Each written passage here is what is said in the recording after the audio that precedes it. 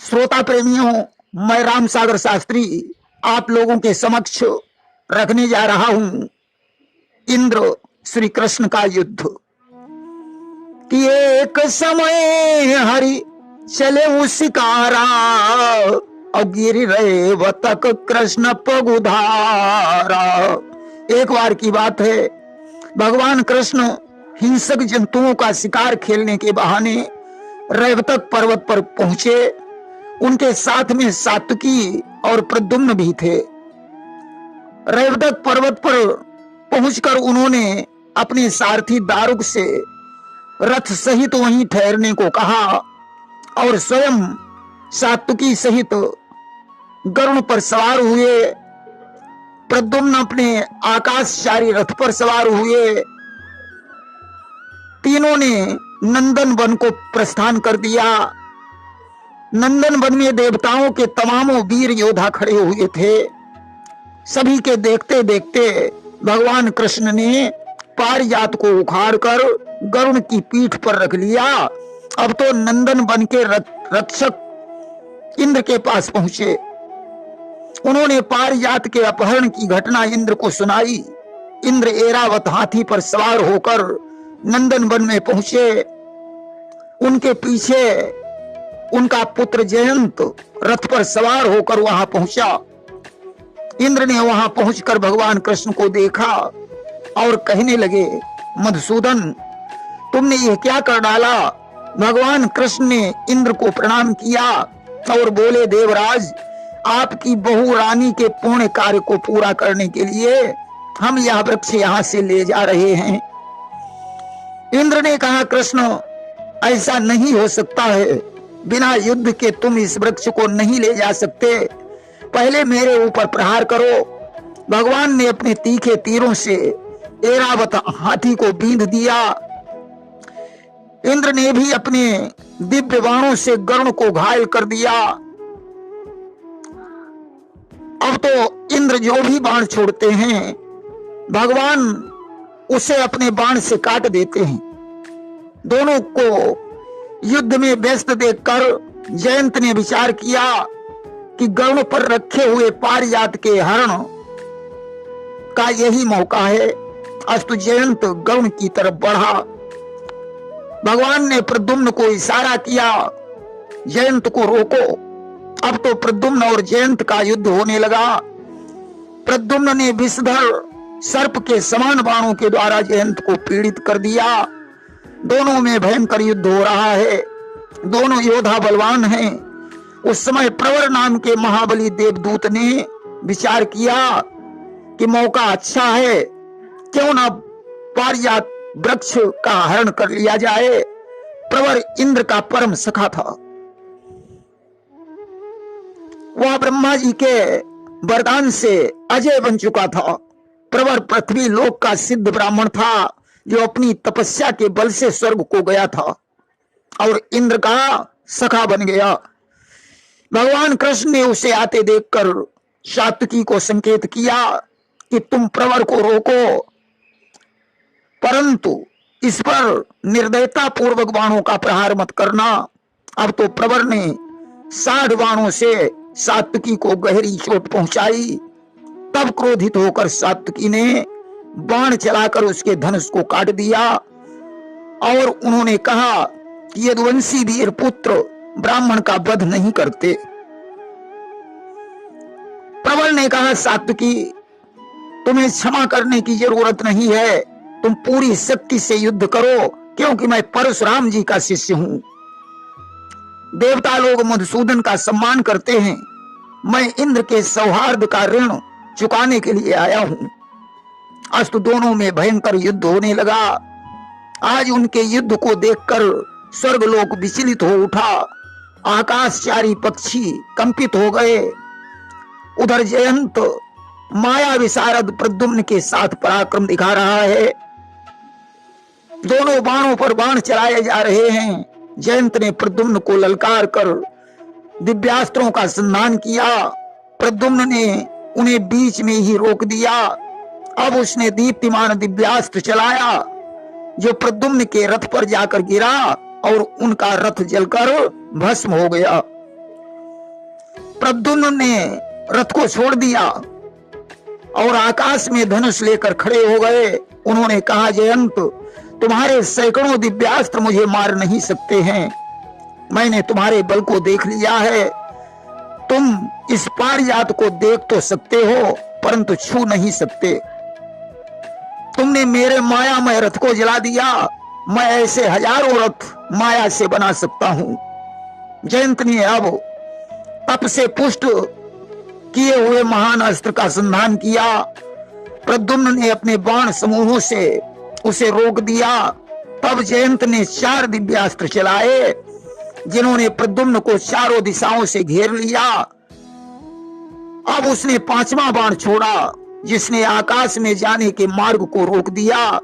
प्रद्युम्न ने उन सभी बाणों का खंडन कर दिया और अपने बाणों से जयंत को घायल कर दिया।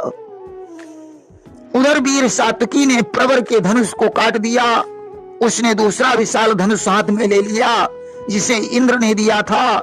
उस धनुष से नाना प्रकार के बाणों का संधान किया परंतु उसका यह धनुष भी कट गया और वह घायल हो गया। अब प्रवर ने तीसरा धनुष लिया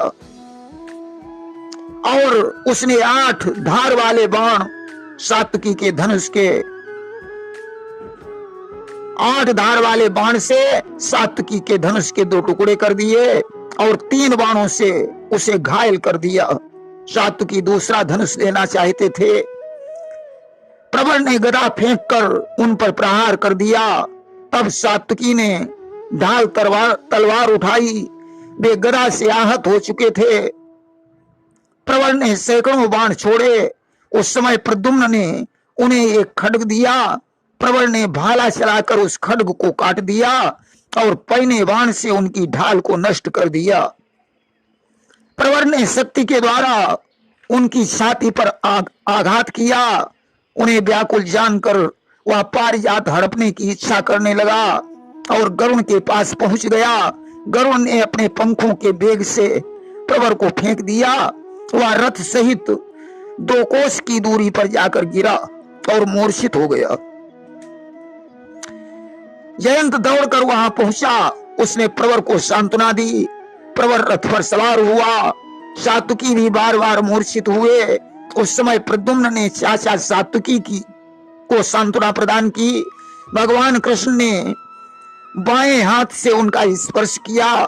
सात्विकी की सारी पीड़ा दूर हो गई। अब पारिजात के दाहिनी तरफ प्रद्युम्न, बाईं तरफ सात्विकी खड़े हो गए। उधर जयंत और प्रवर एक ही रथ पर सवार हुए और दौड़ते हुए वहां आए।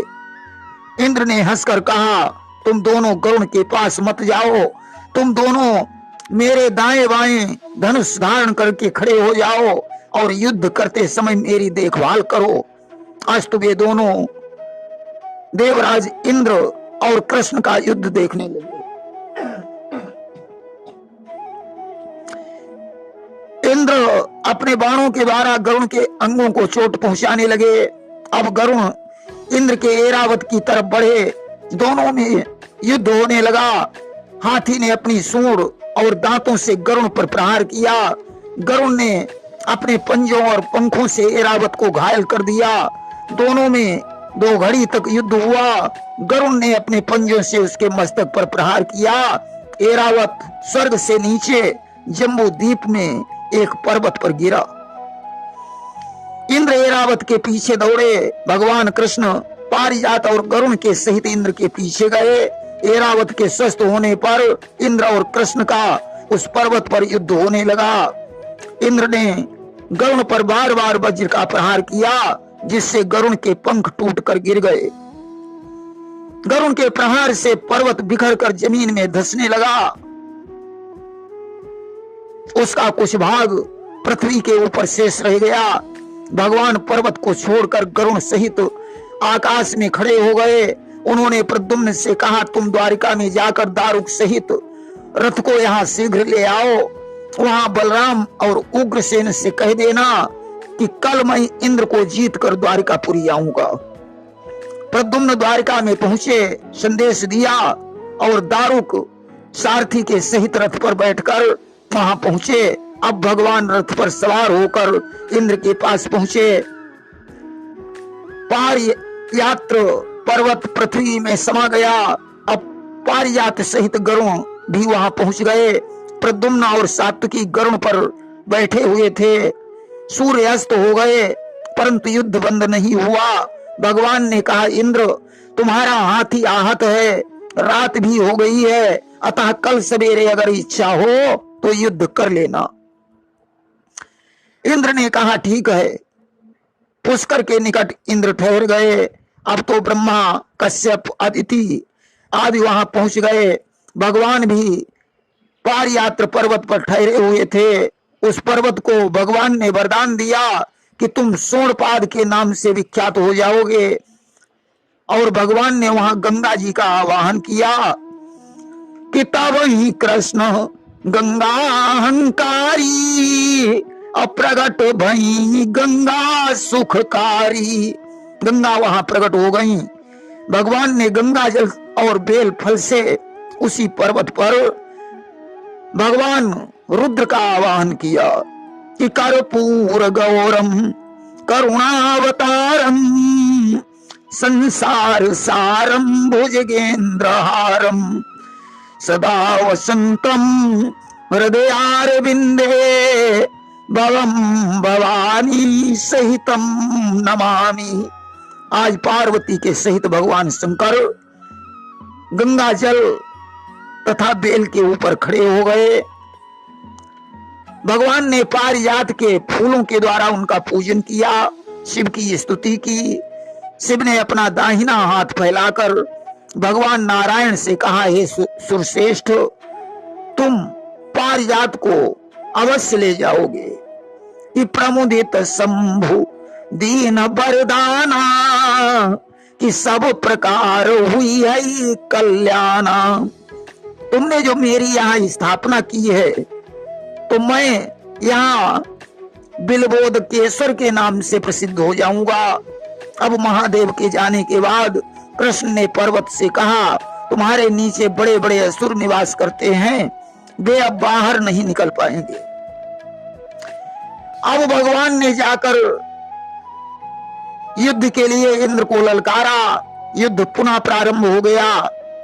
अब भगवान ने इंद्र के सैनिकों का संहार करना प्रारंभ कर दिया।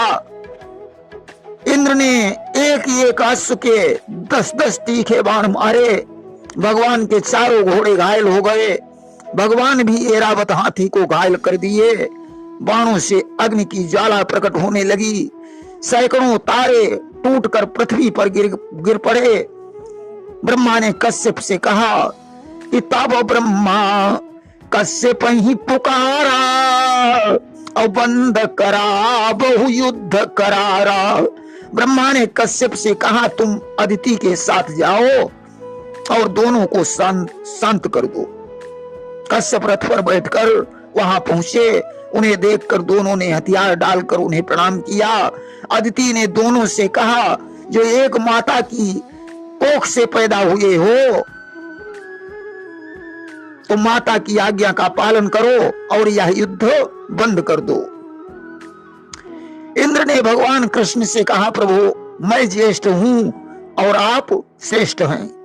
दोनों का मिलन हुआ जिससे वह स्थान प्रिय संगमन नाम से प्रसिद्ध हो गया।